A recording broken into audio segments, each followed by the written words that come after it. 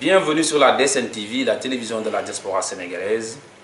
Un rendez-vous avec reçoit aujourd'hui M. Moustapha Thiam, président fondateur du MSDA, le mouvement solidaire pour le développement de l'Afrique.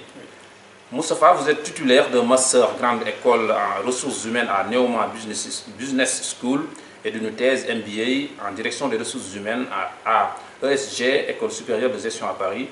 Vous êtes aussi consultant en ressources humaines en IT.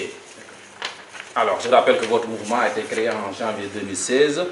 Depuis, il ne cesse de grandir avec un réseau professionnel, international et des coordinateurs présents dans plus de 25 pays et présents dans 9 pays dans la diaspora.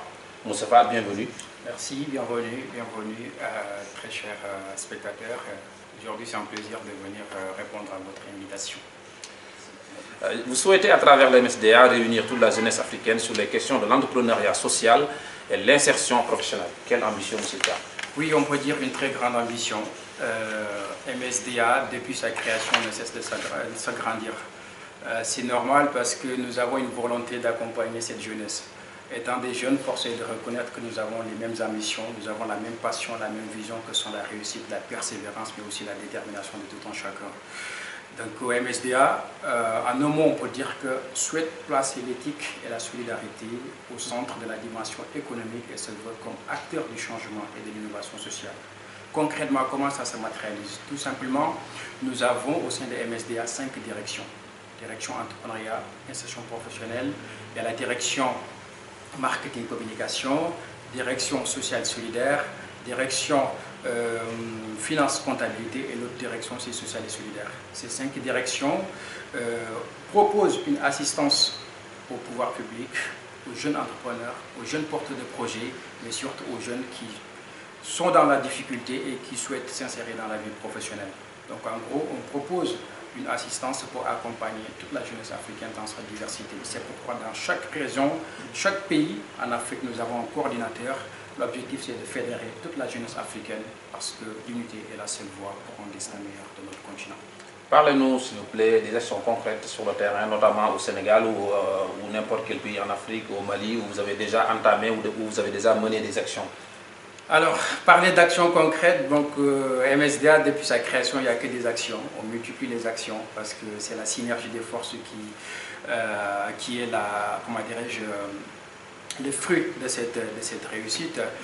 Nous avons organisé pas mal d'événements, notamment des salons de l'excellence africaine que tout le monde connaît maintenant, des forums un petit peu partout au Sénégal. On a organisé le premier forum, c'était à Toubab Diala, où il y avait des gens qui quittaient partout au Sénégal, dans toutes les régions pour venir assister avec des grandes autorités. On avait accompagné pas mal de jeunes sur les questions liées à l'entrepreneuriat, mais surtout à l'insertion professionnelle. Mais voilà, on continue à multiplier nos actions. Là, on prépare aussi pas mal d'actions à travers des after-work qu'on organise, des concours start-up. L'objectif, c'est vraiment d'accompagner cette jeunesse africaine parce que il y a beaucoup d'associations, mais il n'y a pas une association qui fédère toute cette jeunesse africaine. Parce que nous avons ce dénominateur commun qui est l'Afrique. Donc l'union fait la force et seule la force est le monopole du vainqueur. C'est pourquoi on ne cesse de multiplier ces actions à travers des partenariats un petit peu, voilà, nombreux partout. Merci. Vous étiez en déplacement en décembre 2017, cette fin d'année-là, au Sénégal. Oui. Et vous avez rencontré notamment M. Abdoulaye Mbaye, qui est l'ancien Premier ministre du Sénégal. Oui. Qu'en est-il aujourd'hui du soutien des autorités sénégalaises?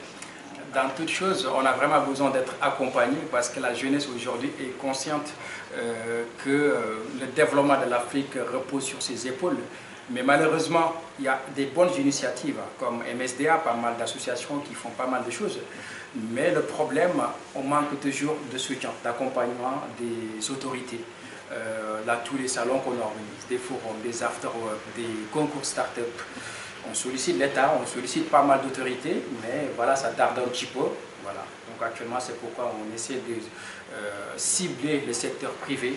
Actuellement aussi, on est en train de lancer un grand forum de l'emploi à Dakar, d'où on sera accompagné par l'État du Sénégal.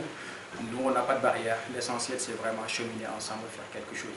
Donc, par rapport aux autorités, pour répondre à votre question, nous, on est toujours ouvert pour toute aide. Mais étant jeune, on ne peut pas se dire que le développement de l'Afrique, ou bien du Sénégal, c'est les autorités. C'est nous, en tant que jeunes, c'est notre devoir d'aller sur le terrain, travailler, essayer de réunir nos forces, mutualiser nos compétences pour faire avancer les choses. On n'attend pas d'aide pour travailler. D'accord. Voilà, c'est vraiment des pôles de compétences. On essaie de mutualiser ces compétences et voilà, bien sûr, mener des actions, quelle que soit la situation. Et sur le plan privé, qui sont vos partenaires? Alors, les partenaires, il y en a beaucoup. On a beaucoup de partenaires. Heureusement, ici, on est à Paris. Le siège est basé à Paris. On travaille avec la Banque mondiale, avec l'UNESCO, avec pas mal de structures. Donc voilà, des cabinets de recrutement qui accompagnent les jeunes qui sont là au niveau de la diaspora, qui galèrent pour trouver de l'emploi, mais aussi des incubateurs qui sont un petit peu partout en Afrique, parce que dans chaque pays en Afrique, il y a des incubateurs. L'objectif, c'est de lancer des campagnes, voilà, appel à projet, pour détecter les porteurs de projets, et ces porteurs de projets seront accompagnés par les incubateurs, mais non seulement par nos partenaires comme les banques, les institutions financières et autres. En quelques mots, vos objectifs pour 2018? 2018 sera vraiment une année de surprise avec beaucoup d'activités à mener. Donc là, on prépare au mois de mars un afterwork. Donc l'afterwork qui s'est passé dernièrement, c'était vraiment une réussite avec beaucoup de partenaires. Donc on prépare un afterwork networking. Au mois de mars, on prépare une journée internationale de solidarité ici à Paris. On prépare aussi la deuxième édition du Salon de l'excellence africaine qui aura lieu au mois de mai. Mais la surprise, c'est quoi? On prépare un salon de l'excellence africaine au Maroc. Et notre objectif, c'est vraiment fédérer cette jeunesse africaine parce que c'est un pays où il y a beaucoup d'étudiants étrangers, africains, donc, qui sont là-bas. Et ces étudiants aussi ont besoin vraiment d'être accompagnés par rapport à ces questions liées à l'entrepreneuriat, mais surtout à l'insertion professionnelle. Donc juste pour vous dire que nous, on ne se limite pas juste pour le Sénégal ou bien tel pays. Récemment, il y avait Togo, on a organisé un événement là-bas, mais on essaie de multiplier nos actions à travers toute la couche africaine. On est persuadé que les talents ne sont pas seulement dans les universités ou bien dans les grandes écoles, ils sont partout dans la société. Donc c'est pourquoi on lance vraiment des appels à projets pour vraiment détecter ces porteurs de projets et les accompagner à travers bien sûr nos partenaires. Très bien, merci Moustapha Thiam d'avoir répondu à nos questions. Merci.